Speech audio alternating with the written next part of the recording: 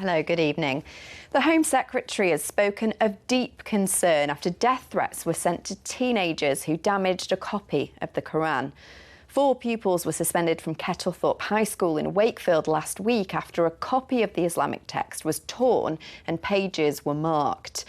Writing about the incident at the school in the Times newspaper today, Suella Braverman says we do not have blasphemy laws in Great Britain and must not be complicit in the attempts to impose them on this country. Well, West Yorkshire Police say officers have spoken to a child who's alleged to have made threats.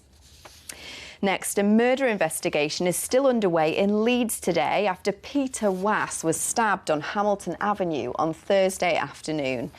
The 29-year-old, who's from Roundhay, was attacked in Chapeltown and later died in hospital. Detectives are trying to establish the full circumstances surrounding the incident and identify those responsible. Police are urging anyone with information to come forward. Now, a North Yorkshire museum says its future will be put at risk if a planning application for a nearby solar farm gets the go-ahead. Eden Camp is home to more than £1 million worth of historical army equipment, and the owner fears the new development could create a disturbance.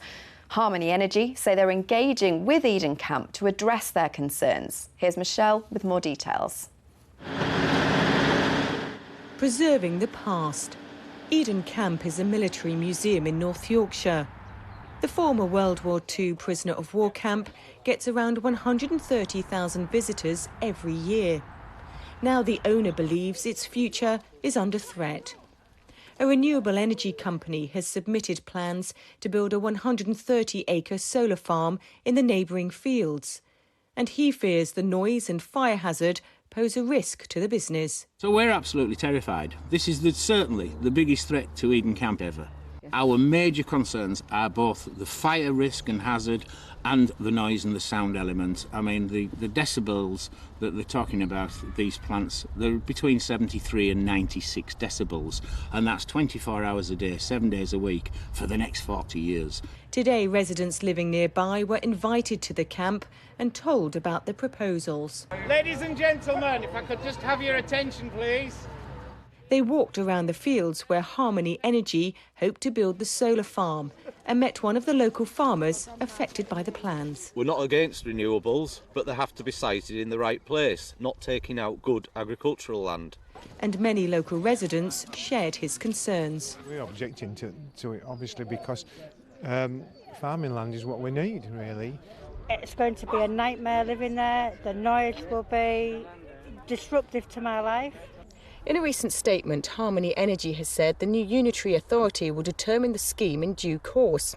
They also add that apart from Moulton Town Council, they haven't received any statutory consultee objections and believe the planning merits are sound.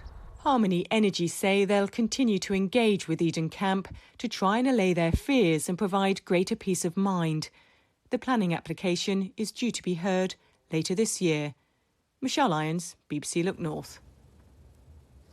Now, good news if you're a musician, because local artists are being invited to apply for Sheffield's Tramlines Festival this summer. This year, one winning act will receive £500 worth of rehearsal and recording studio credits, as well as a paid festival slot, a magazine feature and the chance to perform for industry professionals.